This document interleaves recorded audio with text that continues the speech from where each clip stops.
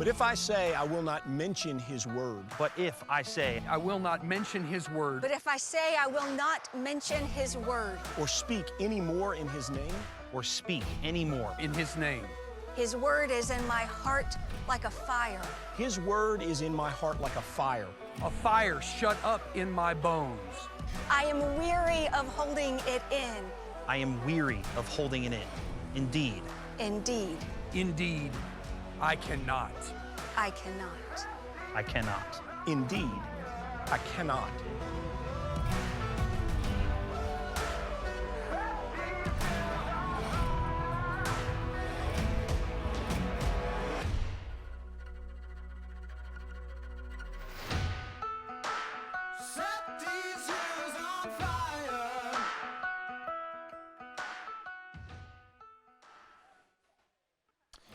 That video is awesome, isn't it? During the first few weeks of the series, I've been asked, is that a real fire? So many times. The answer is yes. That was a real fire, and yes, it was truly massive. The reason it looks fake in some of the shots is due to how professionally it was filmed. It's what I imagine being on the set of a movie feels like. Which actually reminds me, do you remember the movie theater? You know, that place you could go, sit in comfy seats, eat overpriced and overwhelmingly good popcorn. You and your friends could go enjoy the latest offering from Disney Pixar or the 17th installment of Mission Impossible that still somehow stars Tom Cruise.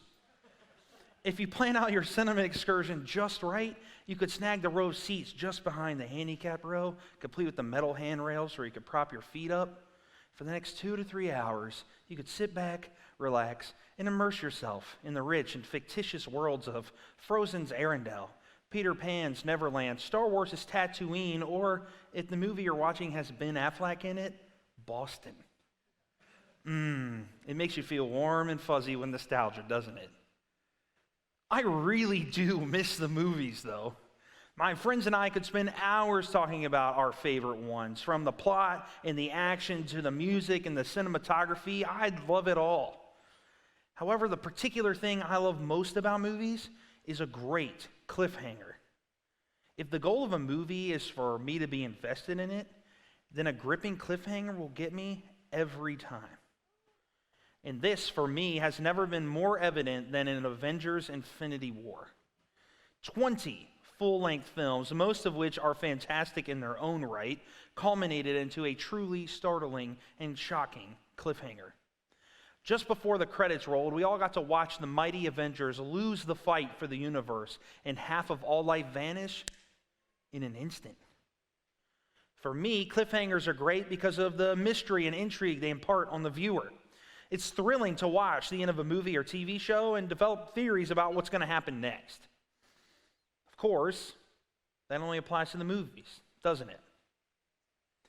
It's only thrilling to be in the mystery of a cliffhanger because we know that eventually it'll all get sorted out the way it ought to. We know that part 2 of the Avengers movie was on the way. We knew that the crushing defeat of the Avengers wasn't permanent. However, when it comes to real life, and you and I are in the middle of the story, cliffhangers aren't quite as thrilling, are they? Sometimes, or dare I say frequently, we're at the mercy of the unknown, unsure how our particular story ends. There's a lot of that going around these days, as we're all painfully aware, so the natural question becomes, what do we do? Where do I find hope? When Brian approached me about speaking today, he gave me this pitch. If you could only teach one thing about our faith, what would it be? The topic that was off limits was the gospel of Jesus because, well, of course, we'd all teach that. It's comparable to being asked what your favorite ice cream flavor is. Chocolate peanut butter. Thought we all just agreed on that. It's like being asked what's better, cats or dogs. Is that a question? It's dogs. The gospel of Jesus was off the table because it's the obvious choice. With that qualifier in place, I knew right away what I would be talking about. God is worthy of our devotion because of who he is, not just what he's done. God is worthy of our devotion because of who he is, not just what he's done. Our faith and trust in God must not be based simply on his works, but his nature. When we get to the place where allegiance to God is grounded in his character and his exploits, no struggle, hardship, or mystery will pull us from God, even if we don't know how the story ends. When I discovered this truth in the pages of Scripture, it changed everything for me. And my hope today is that it can do the same for you. First, I'd like to take you to the story that opened my eyes to this truth, and we can find it in the book of Daniel, chapter 3. As the book begins, it introduces us to Daniel, for whom the book is named, and 3 other Israelites exiled in Babylon: Hananiah, Mishael, and Azariah. These 3 men are more commonly referred to by their Babylonian names: Shadrach, Meshach, and Abednego. Unfortunately, we don't hear much about Shadrach, Meshach, and Abednego in Daniel's book. Naturally, the book primarily revolves around Daniel's exploits and visions. However, tucked away in this 12-chapter book is a legendary story about these 3 men that gets to the heart of what it means to follow God for who he is without knowing what may come.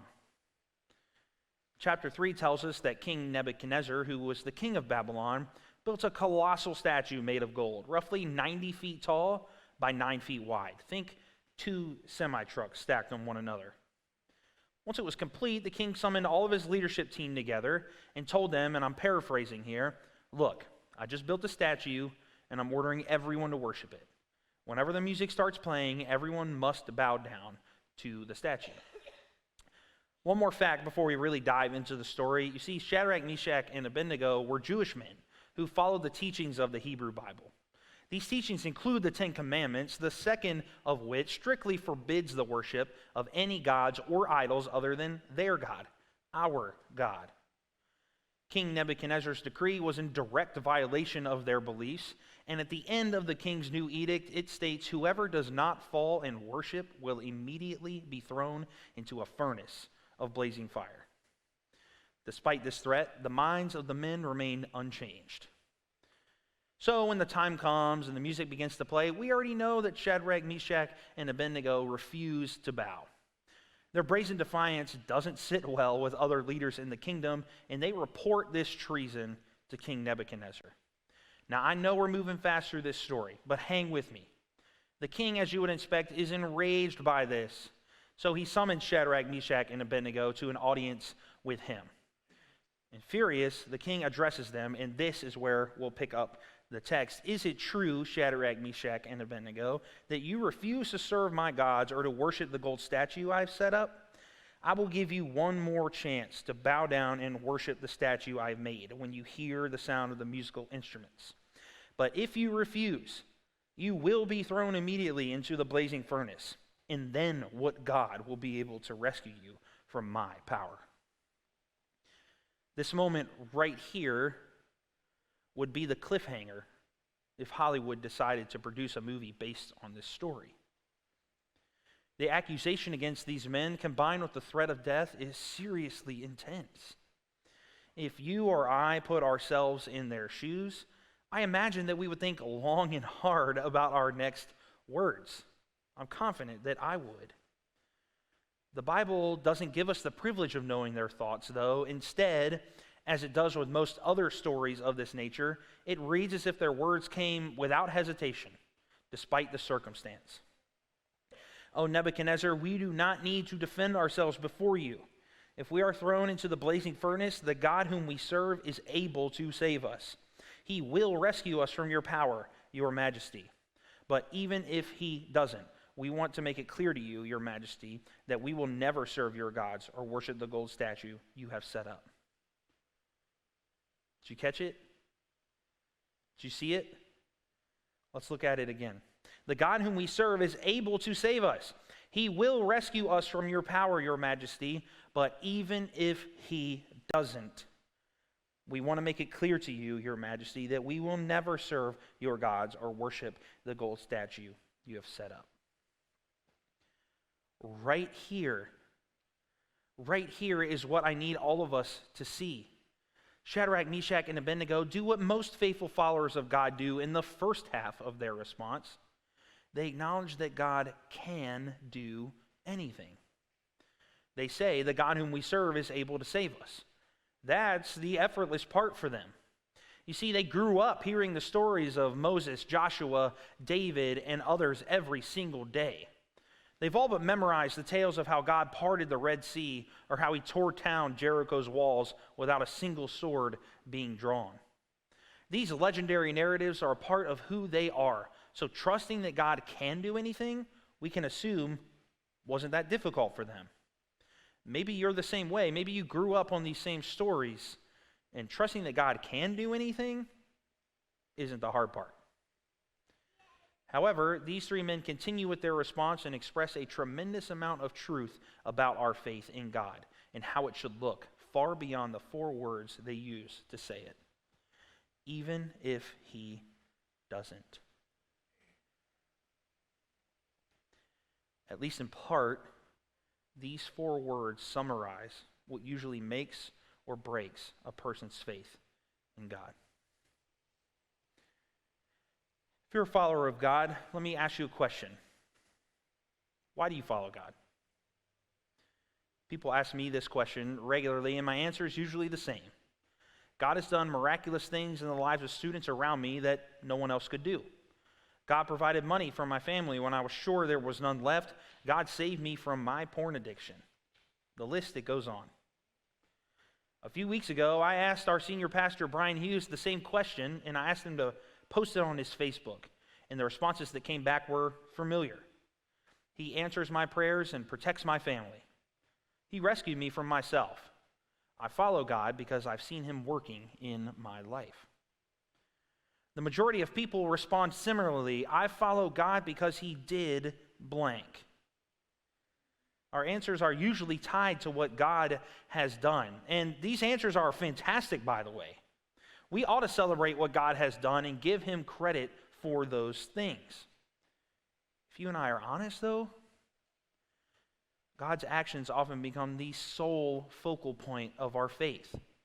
Our devotion to him gets wrapped up exclusively in what he does.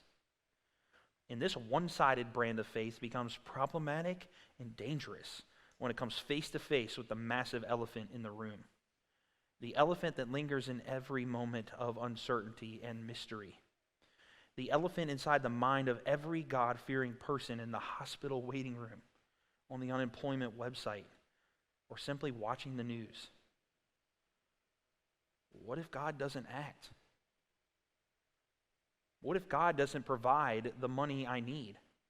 What if God doesn't alter this diagnosis? What if God doesn't show up?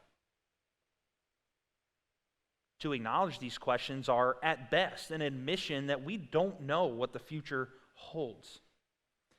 Although they could point to an incomplete faith, one that is conditional. And it makes sense, right? I mean, every single relationship we have is built on this condition. Your friends are only your friends because of the things you've done for one another. Angie talked about this beautifully 2 weeks ago. If you care for someone, you show up. Our closest friends are simply the people who have been there for us when we've needed someone the most. If they quit showing up in your times of need, you can bet that your relationship will deteriorate. The same is true for your spouse. Even within the promise of marriage, if you or your spouse quits actively doing what they can to keep the relationship healthy, the bond will erode. And the only relationship I can think of that even gets close to losing the what we've done for each other condition is a parent to a child. Parents especially hold out the most hope that their children will someday get back on track, despite what they have done or not done.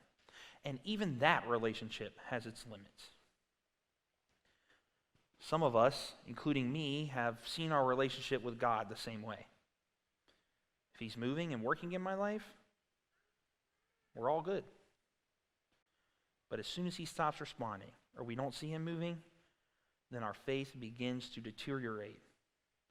Think about the words of the songs we just sang a moment ago. You turn graves into gardens. You take bones and turn them into armies. You make seas into highways.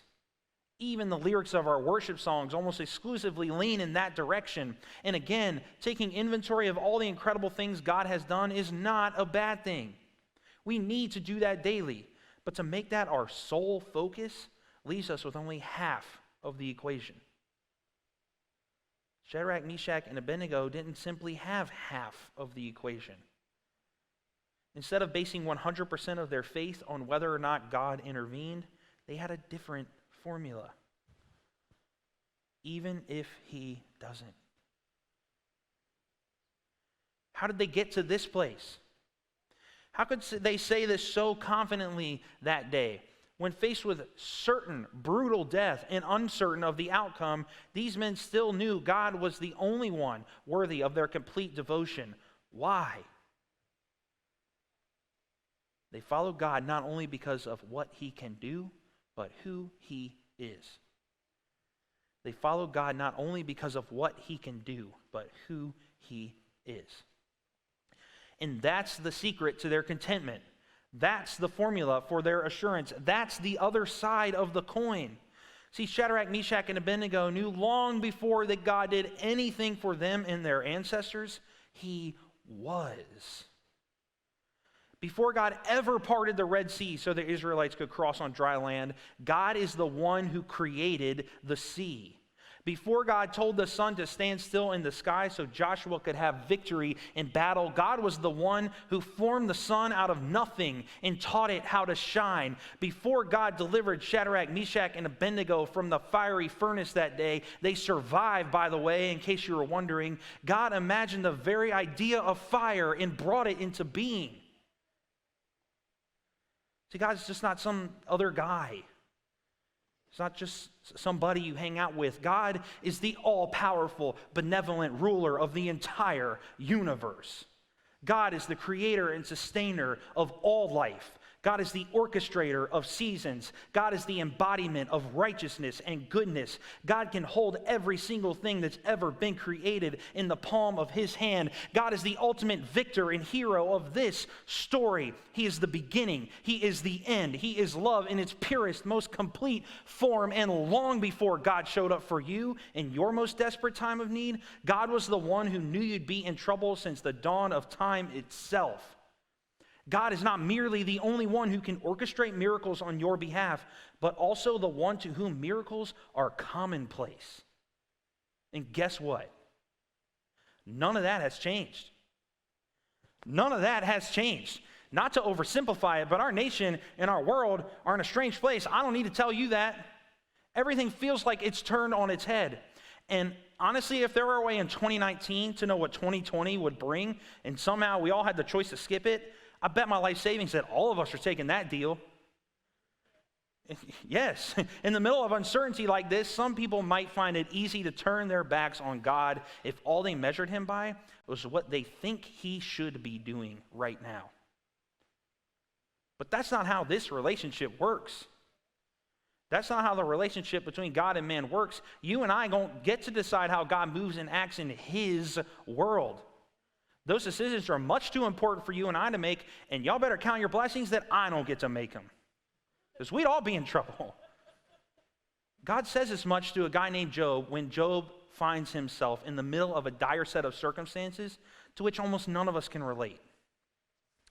You see, Job, who tragically lost his family, possessions, and health, cries out to God in the middle of it and says, "Why have you made me your target? Why have I become a burden to you? For now I shall lie in the earth.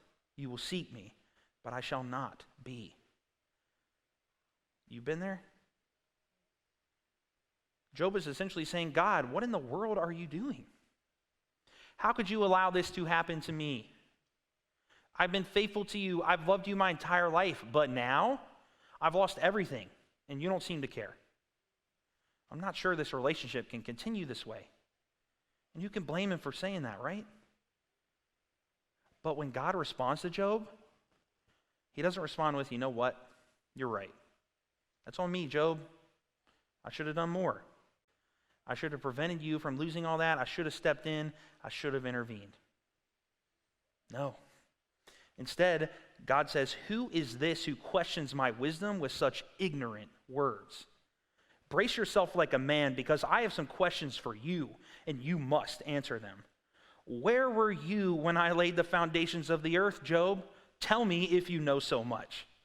Who determined its dimensions and stretched out the surveying line? What supports its foundations, and who laid its cornerstone? As the morning stars sang together and all the angels shouted for joy. God does not respond with regret for not stepping in. Instead, he says to Job, who do you think you are? Do you realize who you're speaking to? You have no idea what you're talking about. And God doesn't stop there either. God continues to remind Job of how eternal, perpetual, and everlasting he is.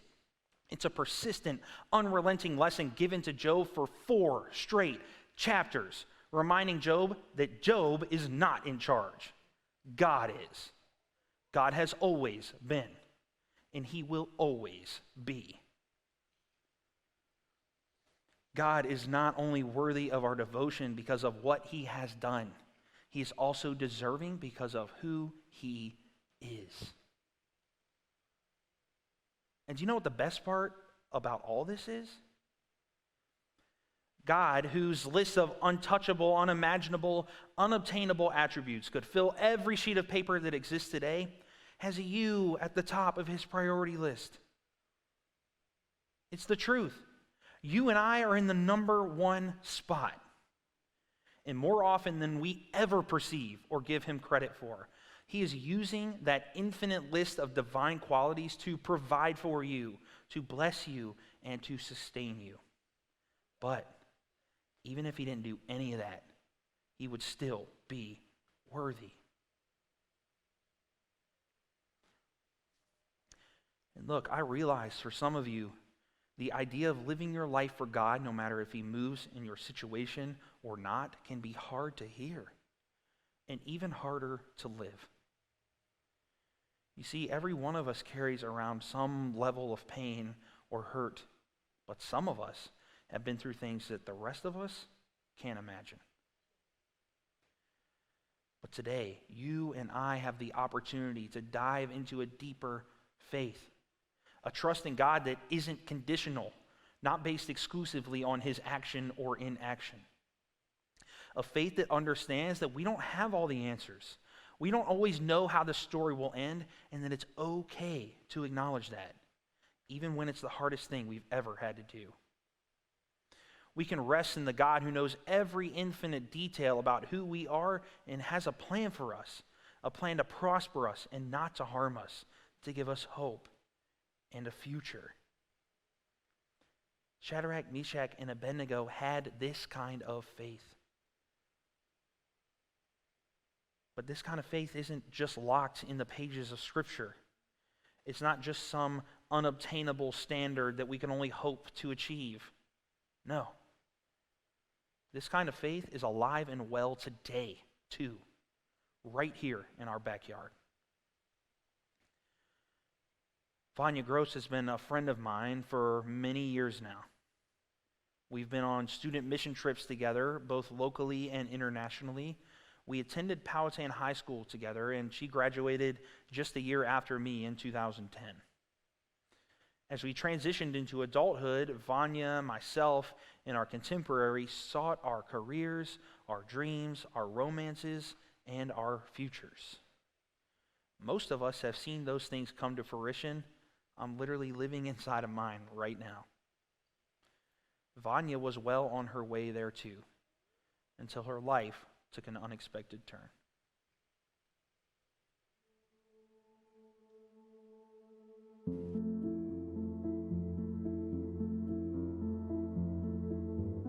My name is Vanya. I'm 28 years old. I am married to my high school sweetheart, Scott. Been with him for 10 years. We have 2 beautiful little boys, Colton, who is 3, and Austin, who is 1.5 years.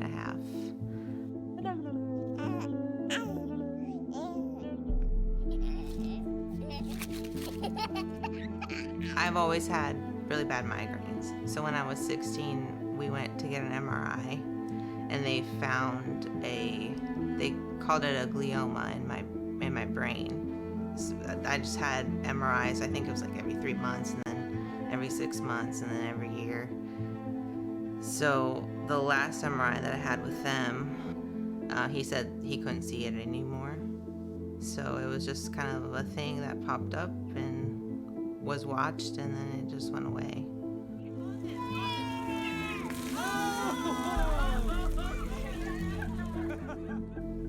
In November of 2019, my friend drove me to the emergency room because I had really bad headaches with blurry vision on the left side. He said, so the lesion in your brain is a brain tumor.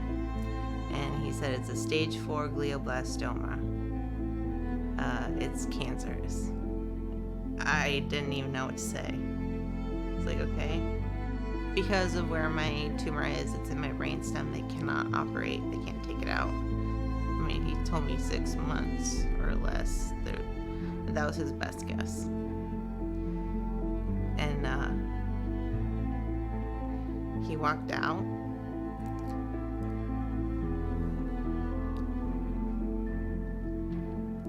And Scott looked at me and he started crying.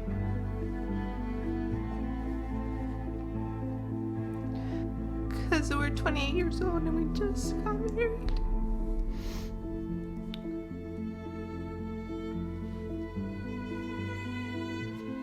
It's so weird, like your thoughts don't go to yourself.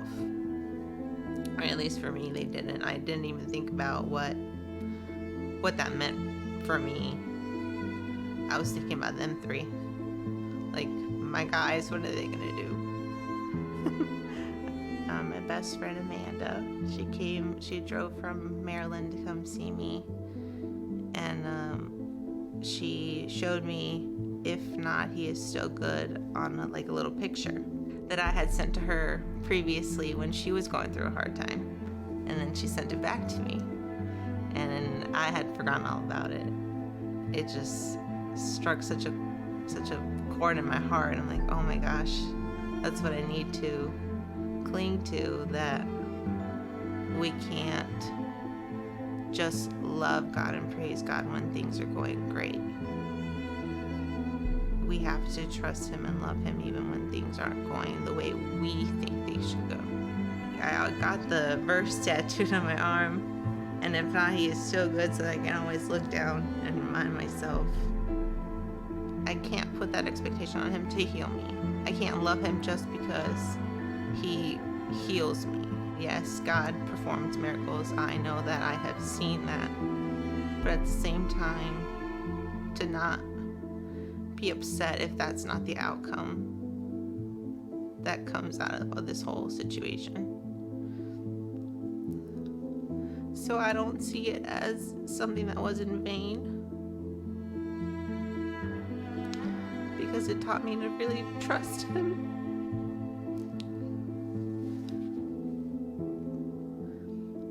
No matter how hard the days get,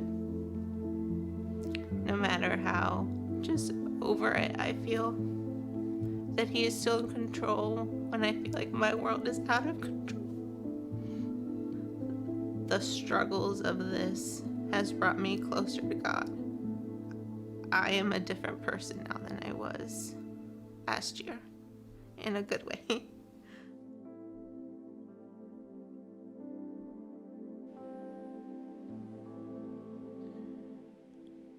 I'm a different person now than I was, in a good way. When she said that during the interview, I was in awe. After it was over, I asked her to elaborate on those words. How can you say that, considering what you're going through? She responded, my faith and trust in God is deeper than it ever has been, because now I depend completely on Him. I know that He is able to heal me, but even if He doesn't, I also know He is still good. No matter what impossible circumstance or uncertainty you're going through right now, you can get there too. You can get there too. I don't know if you caught it, but Vanya's made it past her 6-month timeline. And so maybe her miracle is happening right before our eyes, and we don't know it. But that's just it. We don't know it. The end of Vanya's story is still uncertain. And no one knows where it might lead. And every day, Vanya wrestles with the fact that any week could be her last. She and her family have every reason to ask God to provide a miracle and heal her disease. But Vanya has resolved that even if God doesn't heal her, she will still follow. And you can do that. Maybe you're here now and you're ready to say, even if. If that's you, we want to help you get there. Starting tomorrow, you can go online to our website to watch a follow-up video that I've recorded on this subject that will help guide you toward a next step. On top of that, we'll be recording and posting more follow-ups throughout the week to give you practical steps to take toward being able to say, even if he doesn't, I will still follow. And as a reminder for you today, you don't have to wait till tomorrow. Today, we have these stickers for you. They say, even if. Take one. It's free to you. Take one with you. Take a couple with you and put them somewhere where you'll see them every day. And whenever you see it, may you be comforted. May you be reminded that even in the uncertainty, God is still God. And may you have the strength to say, even if he doesn't, I will still follow. Amen.